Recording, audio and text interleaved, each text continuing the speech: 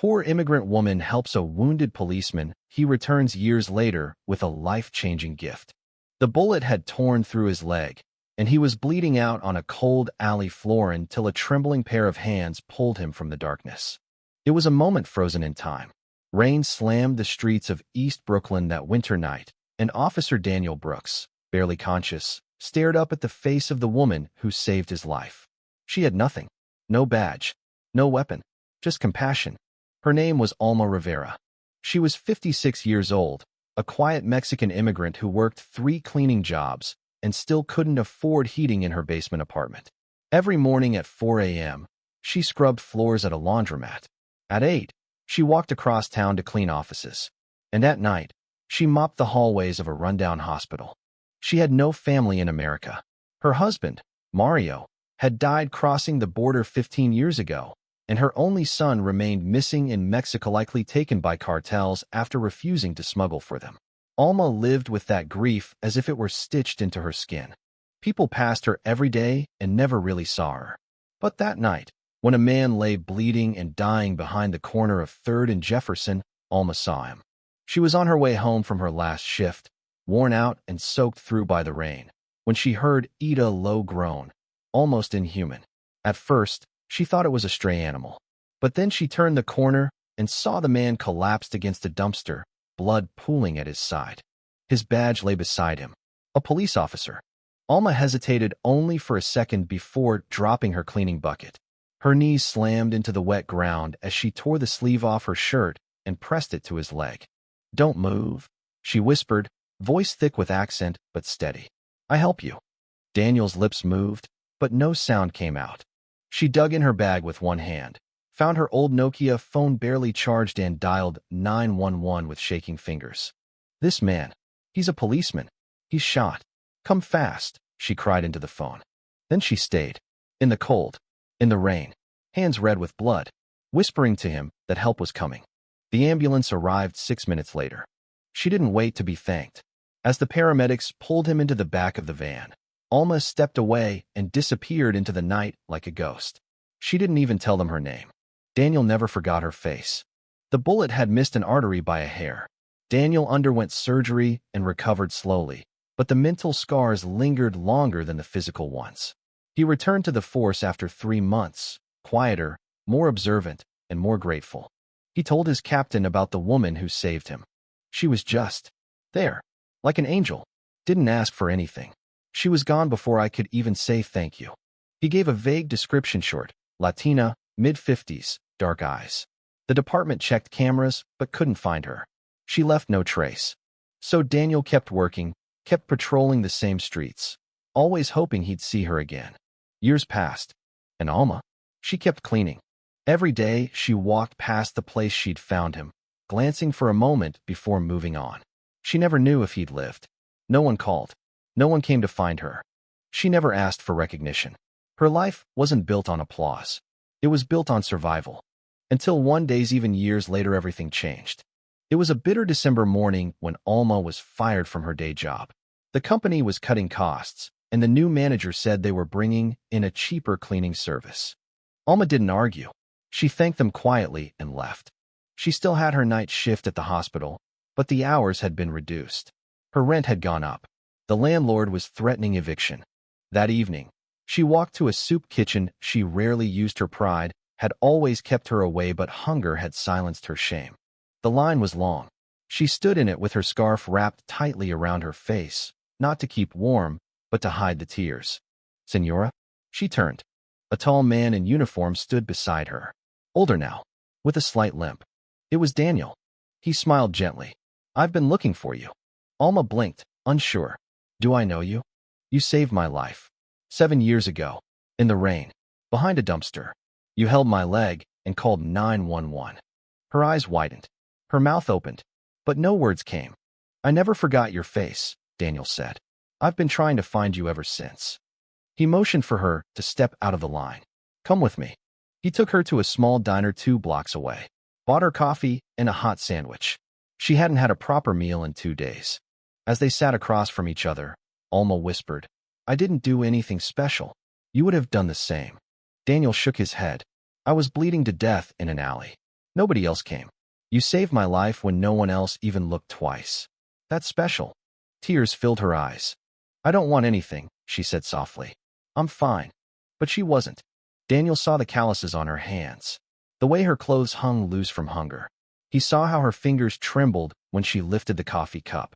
Can I ask you something? He said. She nodded. What would you do if you had a second chance at life? Alma looked away. I would rest. Just for a while. Maybe. Plant a garden. I used to grow roses back home. He smiled.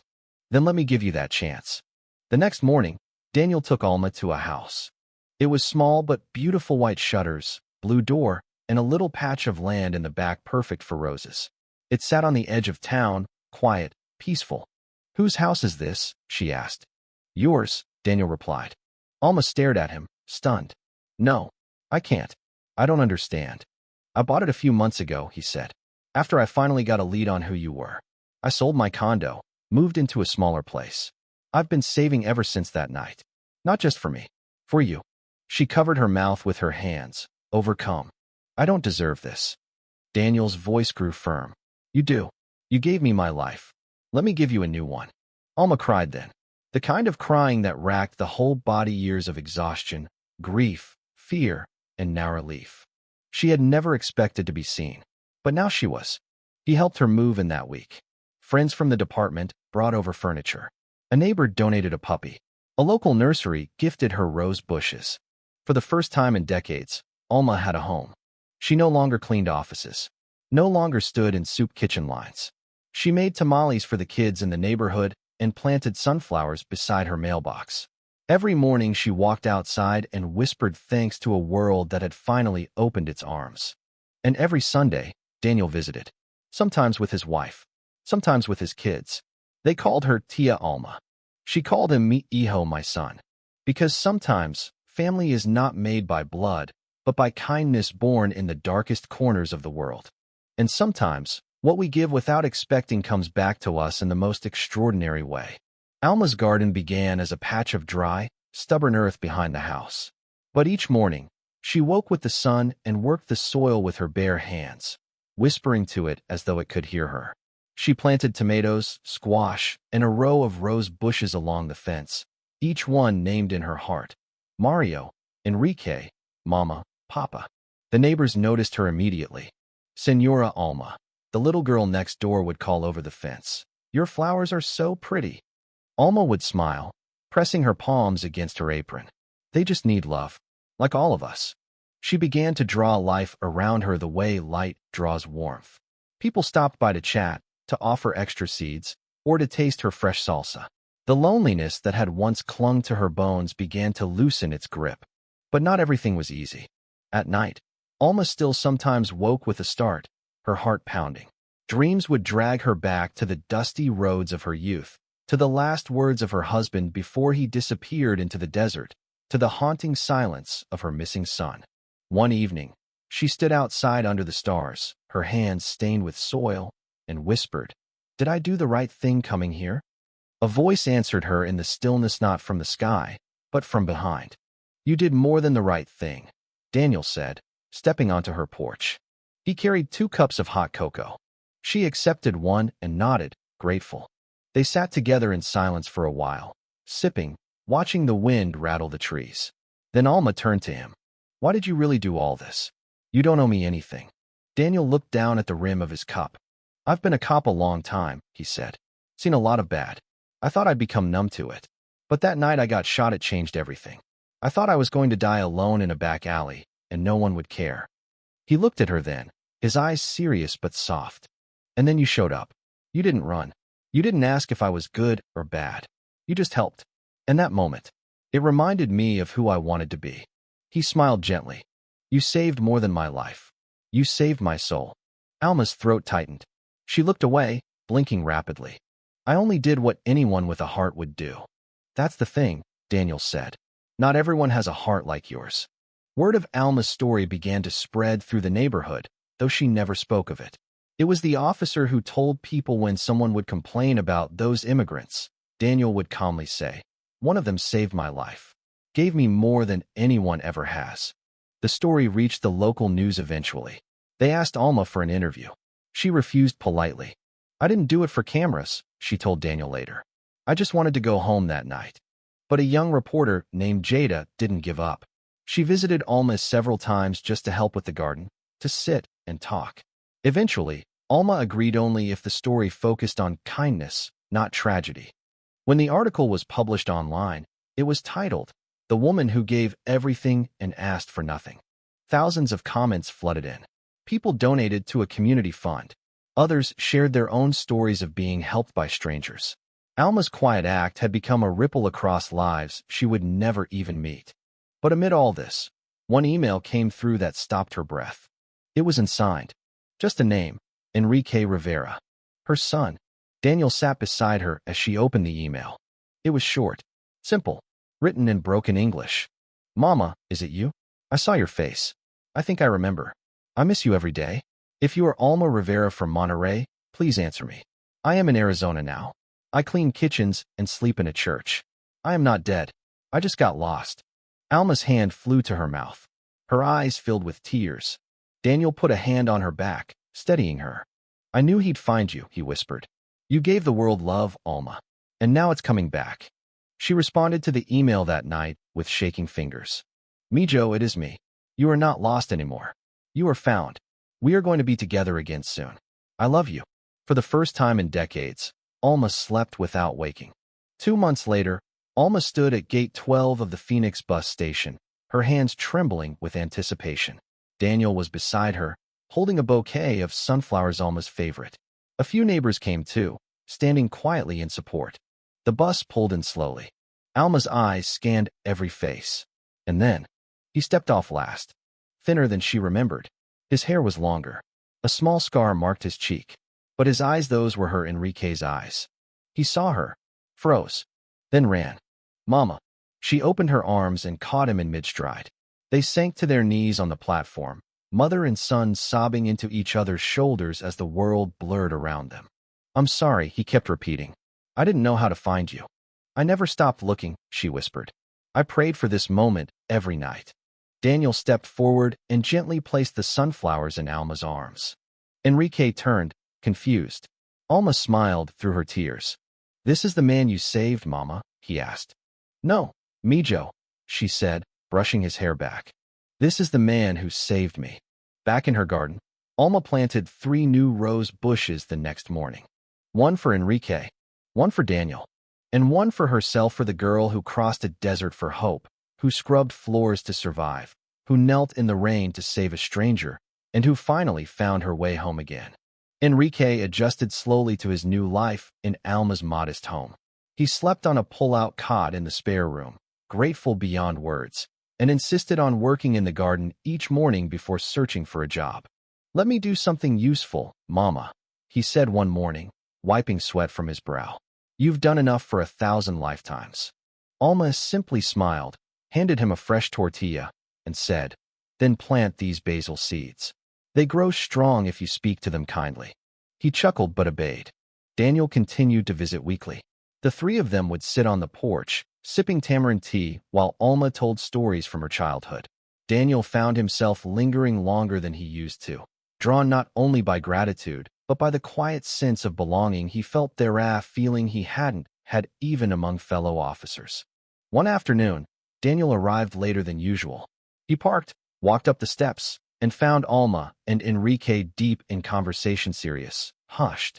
Enrique stood up when Daniel approached, his face clouded. "I need to tell you both something," Enrique said, voice steady but heavy. "I can't stay here." Alma's smile faded. "What do you mean?" Daniel narrowed his eyes. "Is something wrong?" Enrique hesitated before nodding. "Back when I was hiding in Arizona, I worked for a man, Jorge Delgado. He ran a cleaning company, but it was a front. He trafficked people, and I was stupid.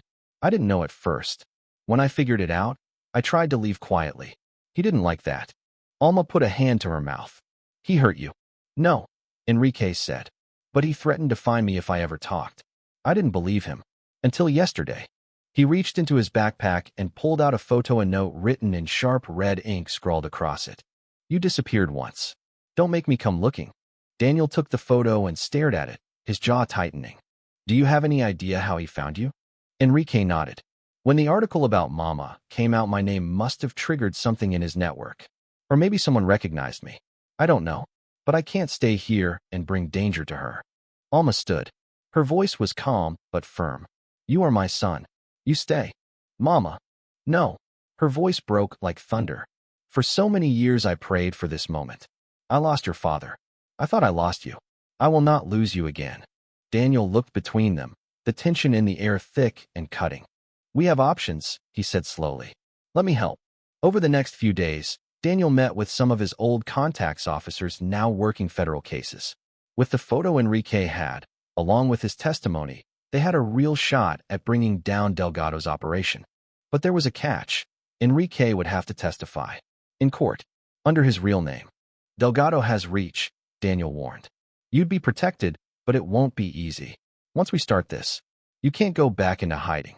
Enrique stared at the floor, silent. Alma sat beside him. Mijo, what do you want to do? Enrique looked up, eyes glassy. I want to stop running. I want to be someone you're proud of. You already are. No. I've lived in fear and shame. I want to be more than that. I want to stand up. For the people still trapped under men like him. Daniel placed a hand on his shoulder. Then we'll stand with you. 3 weeks later, Enrique testified. It was the first time he had ever worn a suit. Daniel sat in the back of the courtroom in uniform, while Alma clutched a rosary in her lap, lips moving silently with each word Enrique spoke. He told them everything: how Delgado lured desperate immigrants with false promises, how he forced them to work under threats of deportation or harm, how he used fear to silence everyone. Enrique's voice never wavered. By the time the trial ended, Delgado had been arrested. Several of his accomplices were named and charged. News outlets picked up the story, calling Enrique a brave witness and a voice for the voiceless. But with visibility came risk. Federal agents offered protection and a new identity. Enrique refused. I've hidden long enough, he said. Let them know I'm not afraid anymore. Alma worried. Of course she did.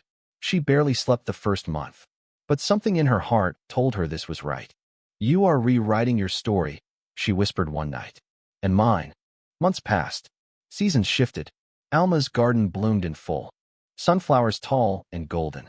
Rows of tomatoes ripened under the summer heat. Her roses, once tentative, now burst with color and fragrance. She began to teach gardening classes at the community center. Mothers came with children. Elderly men came to remember old trades. The soil became her sanctuary and her gift. People called her Abuela Alma, even those who weren't Latino. She fed their spirits as much as she fed their bellies. And Daniel? He was promoted to lieutenant. But more importantly, he became part of Alma's family. At first, he came only on Sundays. Then he started helping Enrique fix the fence, paint the porch, haul soil. By spring, Daniel had built a small greenhouse for Alma's herbs. One evening, Alma handed him a folded piece of paper. What's this? He asked. An invitation, she said. We're having a dinner next week. Our first Rivera family night. Your family, Daniel. He smiled, speechless. She added softly, You've always been. The night of the dinner, the small house overflowed with warmth. There was laughter, music. Enrique grilled carne asada in the backyard while neighbors brought over rice, tamales, and fresh tortillas. Children ran barefoot across the lawn. The air smelled of lime and jasmine. Alma stood by the porch, her arms crossed over her chest, watching at all the lights strung across the fence, the flickering candles, the people gathered in joy. She thought about where she had started, scrubbing hospital tiles, eating alone in silence, walking in rain-soaked clothes with no one to call her name. And now? Now she was surrounded by family, by life. Daniel joined her with 2 plates. He handed one to her and looked out over the celebration. You built this, he said. No, she replied. We did. He looked at her then, really looked. I never told you what happened after that night, he said. She tilted her head. When I got out of the hospital, I was angry, numb. The job didn't feel the same. I was close to quitting. What changed? He smiled. I remembered your hands shaking, but steady. I remembered how you stayed. That image never left me. I thought, if a woman with nothing could save someone like me, then maybe I had something left worth doing. Alma's eyes softened. You saved yourself, Daniel. No, you reminded me who I was. They stood in silence for a while, the sounds of laughter and conversation swirling around them.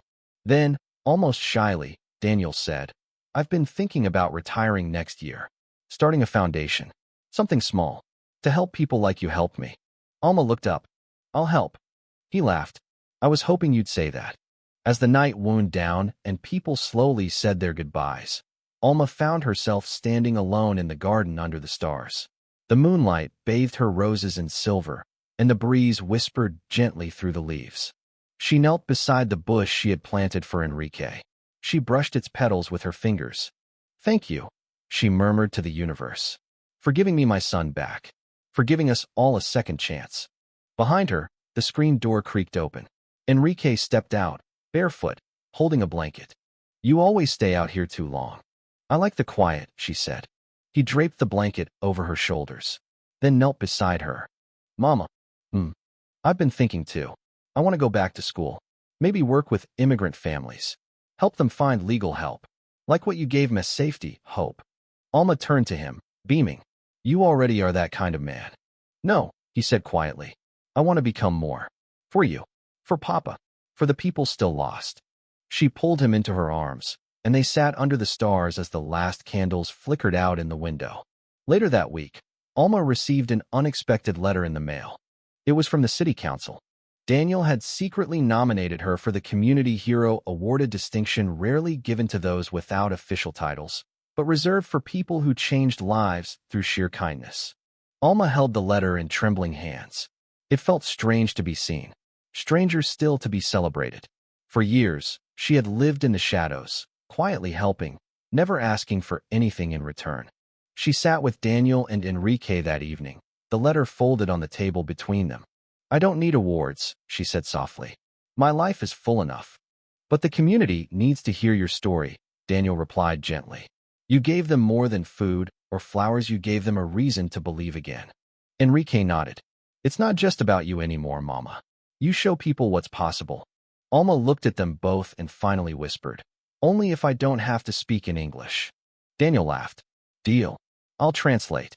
The ceremony took place in the town's small civic center. It was a humble affair, folding chairs, homemade banners, a high school choir singing softly in the background. But when Alma stepped onto the stage, escorted by Daniel on one side and Enrique on the other, the room stood. She wore a simple embroidered dress, the same one she'd brought from Mexico years ago, the one she had nearly sold once to afford rent. Now, it shimmered under the lights like a symbol of resilience. The mayor handed her the award, a plaque with her name carved into polished wooden, gestured for her to say a few words. She hesitated.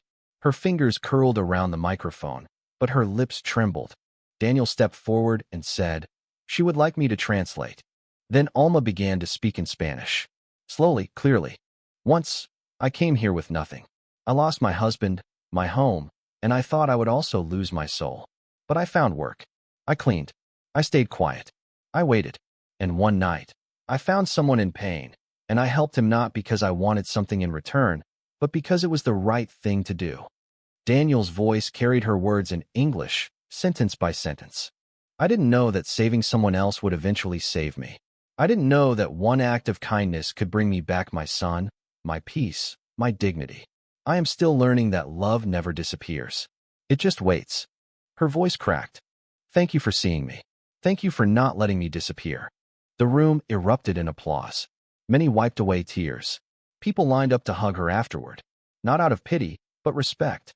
That night, Alma placed the plaque in the corner of her living room, not high on the wall, but on a small wooden table beside a candle and a photo of Mario, her late husband.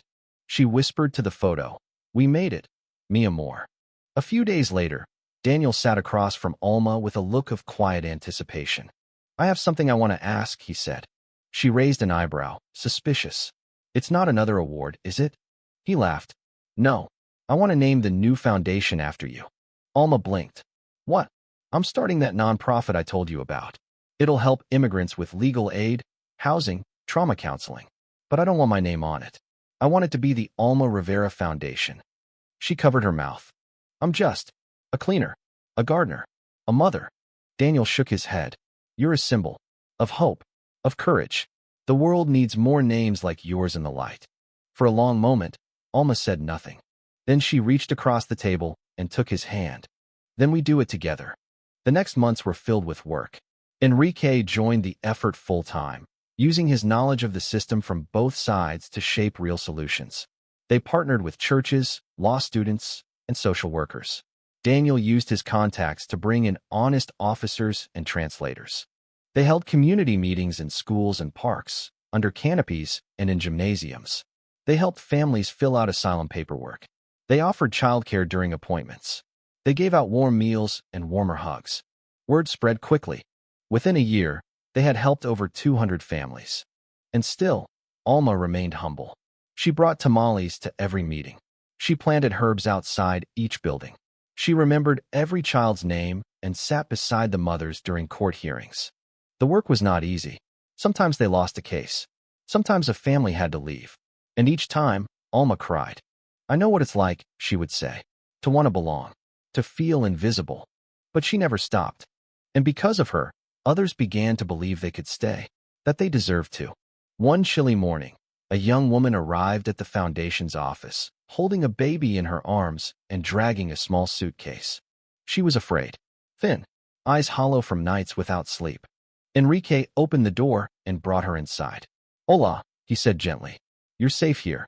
Alma sat her down, gave her tea, and took the baby from her arms for a moment. "What's your name, Mija?" "Marisol," the girl whispered. "Where are you from?" "Honduras." "Family?" "All gone." Alma looked at her with deep understanding. She reached out, brushed a lock of hair from Marisol's face, and said the words she had once so desperately needed herself. "Then we are your family now." Marisol broke into sobs, and Alma held her, as she had held Daniel that night in the rain, as she had held Enrique the day he returned, as she had held herself all those years when no one else would. That night, Alma walked into the garden, now twice the size it had been when she first moved in. Lanterns hung from the trees. Herbs spilled from clay pots. And in the center, a new patch of roses, each one planted by a family the foundation had helped.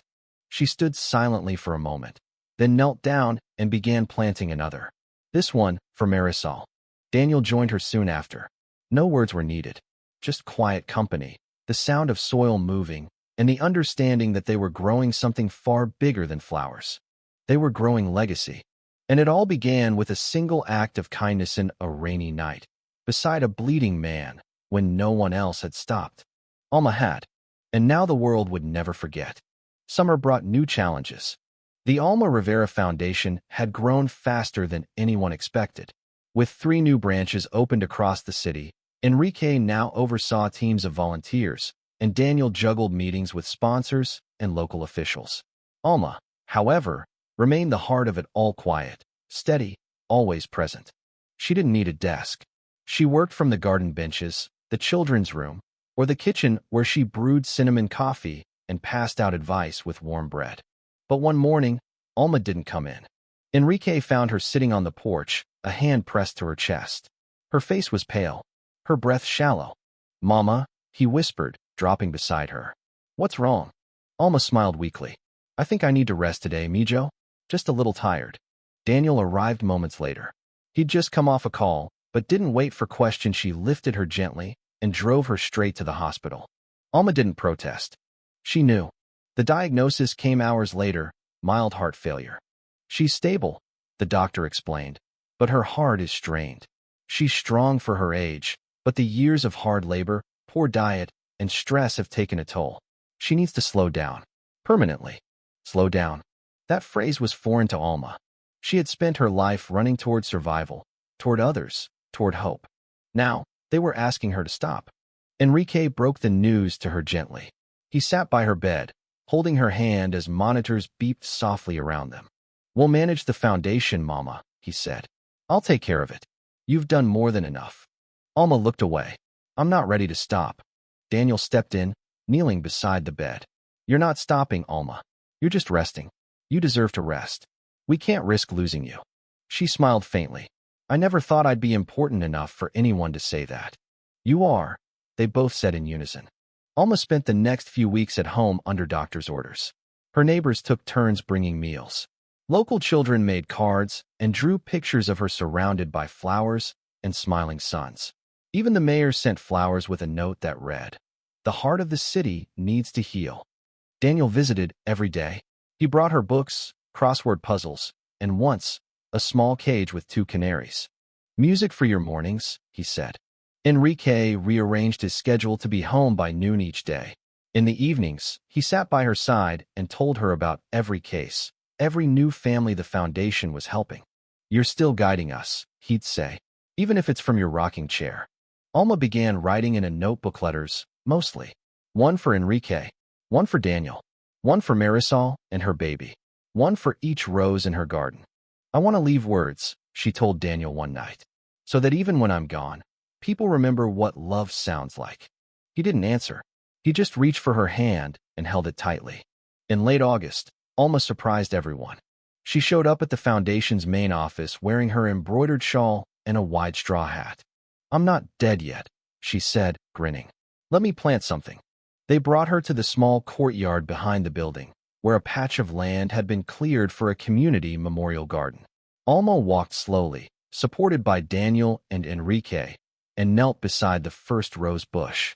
"This one," she whispered, "is for every mother who waited for their child to come home." The event had not been publicized, but somehow, people came: neighbors, families, old co-workers from the laundromat, nurses from the hospital, even strangers who had only heard her story through whispers. They brought seeds, soil, watering cans. They knelt beside Alma, not just to help plant, but to honor the woman who had grown hope in a world so often barren. By evening, the courtyard had transformed into a living tapestry of color: roses, lilies, sunflowers, basil, and mint. Birds circled above as though drawn by something sacred. Daniel stepped forward with a small wooden sign. He pressed it into the earth at the entrance. It read, "The Garden of Alma, where every root began with kindness."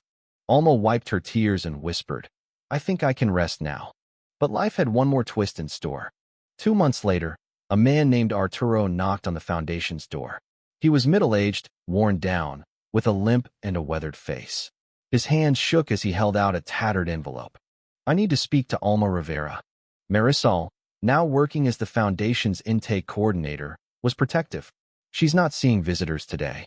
The man's voice broke. "I knew her husband, Mario. We crossed the border together." Word traveled fast. Daniel and Enrique were called immediately. They arrived just as Alma was being helped into the visitor room. When she saw Arturo, her hands trembled. "Mario," she whispered. The man lowered his head. "He didn't die, Alma. He was taken." The room fell silent. "I escaped years later," Arturo continued. "I thought he was dead too. But I was wrong. He was in a detention camp in Texas under another name. I found him." Alma stared at him, stunned. "He's alive." Arturo nodded, tears streaking his face. "He never stopped talking about you. He thought you'd moved on. He believed you deserved better." Daniel stepped forward, his voice tight. "Where is he now?" Arturo handed over a photo: faded but unmistakably Mario. White hair, tired eyes, but a smile that still mirrored Alma's memories. "He's in a center near Laredo. He's sick, but he's waiting." Arrangements were made within days. With support from Daniel and the foundation's legal partners, Alma and Enrique traveled south under escort. Alma barely slept the entire journey. Her hands clutched Mario's photo like it was oxygen. Enrique held her hand, silent but strong. When they arrived, the facility administrator met them personally and led them through quiet halls until finally, she stopped at a door. "He's inside," she said softly.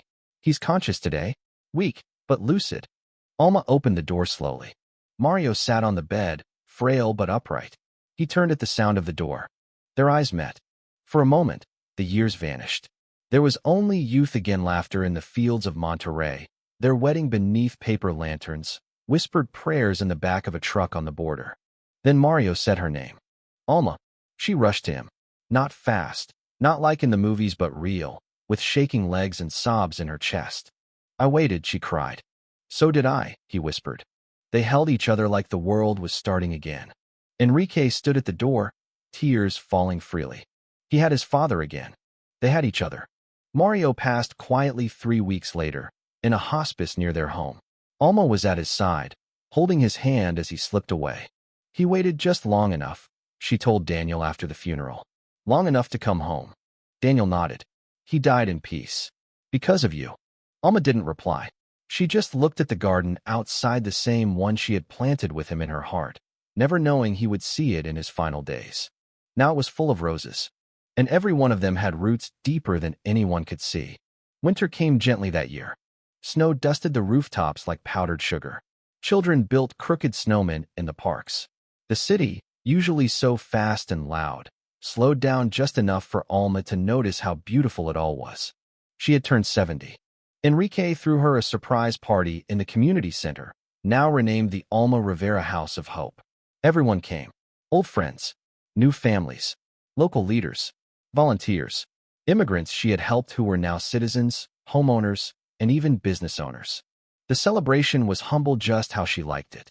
Tamales, candles, mariachis, and children running barefoot despite the cold, screaming, "Feliz cumpleaños, Abuela Alma." Toward the end of the night, Daniel stood in front of the crowd, holding a small box. "I asked Alma once what she would do if she had a second chance at life," he said, voice full of emotion. "She told me she'd rest. Maybe plant a garden. I think we can all agree she did far more than that." There were cheers. Applause. Then Daniel opened the box. Inside was a medal, one awarded by the state for civic service, engraved with her full name and the words "for a life that changed others." He handed it to her. Alma held it in both hands, touched it to her heart, and said softly, "This isn't just mine. It belongs to all of us. You gave me life when I had nothing left. I just gave it back." Later that night, Alma sat in the garden behind her home, bundled in a blanket, watching the stars. Enrique joined her, 2 mugs of hot chocolate in hand. He sat beside her in silence. "Did you ever think it would turn out like this?" he asked. She chuckled. "Never. I thought I would die in a rented basement, unnoticed." "But instead," he said, "you built a legacy." She turned to him. "We did." He nodded. "Do you ever miss the old life? The struggle? The pain?" "No. But I do sometimes miss the quiet. The world was simpler when I only worried about surviving." Enrique leaned back and looked up at the night sky. "People are asking if we'll expand to other cities. Take the Foundation National. What do you think?" Alma thought for a long moment. "I think the seed is strong, but only plant it where the soil is ready." He smiled. "That sounds like something you'd say." "It is," she said, "because I learned long ago you don't force flowers to bloom. You create space for them to grow." Spring returned, bright and early. Alma's health, though still fragile, had stabilized. She moved more slowly now, but her spirit was undimmed. Children still came to her porch for stories. Teen volunteers still came to the garden for advice. And Enrique? He had taken over as director of the foundation, now with 4 locations, a legal hotline, a job training program, and even scholarships. Daniel, now fully retired from the force, led the outreach team. He drove the foundation's mobile van across city neighborhoods, providing meals and aid to those in need. He called it the Second Chance Bus. They all laughed when he painted Alma's face on the side, smiling in a sun hat, holding a basket of roses. "Now I'm famous," she groaned. "Like a cartoon tomato." "You're better than famous," Daniel replied. "You're unforgettable." Then came the letter. Official. Stamped by the Department of Homeland Security. Inside, an offer to grant Alma full citizenship. She had never applied. "I didn't want to ask for something I never thought I deserved," she told Enrique, reading the letter aloud. He shook his head. "After everything you've done, they should be begging you to be a citizen." She laughed, but tears welled in her eyes. The ceremony was held 2 months later. Alma stood in a crowded hall beside 50 other immigrants from across the world. As the oath was read, she repeated each word with clarity, her voice trembling not from fear, but from overwhelming gratitude. When they handed her the certificate, the room applauded, but no one louder than Enrique and Daniel, standing arm in arm in the front row. "You did it, Mama," Enrique whispered. "No," she said. "We did." The years moved gently after that. Alma spent her time writing letters to people she'd helped, crafting recipes for the community kitchen, and tending to her roses. Her garden, now a public space, became a sanctuary. Couples got married beneath the arbor. Children planted their first seeds there. Survivors of hardship found healing in its quiet corners. One morning, Alma woke early before sunrise. The sky was still dark, and a cool breeze carried the scent of new blossoms. She made tea, wrapped herself in her shawl, and walked barefoot into the garden. She stopped at the rose bush named for Mario, then one for Enrique, then one for Daniel. And finally, she sat beneath the tree in the center, the one she had planted for herself. Birds chirped above. Lights spilled gently over the rooftops. Alma closed her eyes and smiled. When Daniel arrived later that morning to check on her, he found her sitting peacefully on the bench, her hands folded on her lap. Still, quiet. But the look on her face was one of deep, eternal calm. She had gone home. The funeral was held in the garden. They didn't want her buried in a cemetery. That wasn't Alma. They placed her beneath the tree, her tree, with petals falling like blessings from above. The entire community came. People from across the country sent flowers, letters, videos. Some flew in from cities where Alma had never set foot, but where her influence had reached. Enrique spoke. So did Daniel. But the last to speak was a young woman named Marisol. She held her daughter, now 4, in her arms. I was lost once, she said, until Alma found me, and she never let me go. Now I teach my daughter that strength doesn't come from power, it comes from kindness. She looked to the tree. And Alma, she was the kindest soul I've ever known. Years passed. The garden remained open. Each spring, they held Alma Day, where families gathered to plant new flowers, read stories, and honor the legacy of one woman who had changed 1,000 lives by simply choosing to care. Enrique went on to open centers in 5 more cities. Daniel co-wrote a book titled The Hands That Saved Me, detailing the journey of a woman who knelt in the rain and never stopped giving. In every office of the Alma Rivera Foundation, the same quote hung on the wall.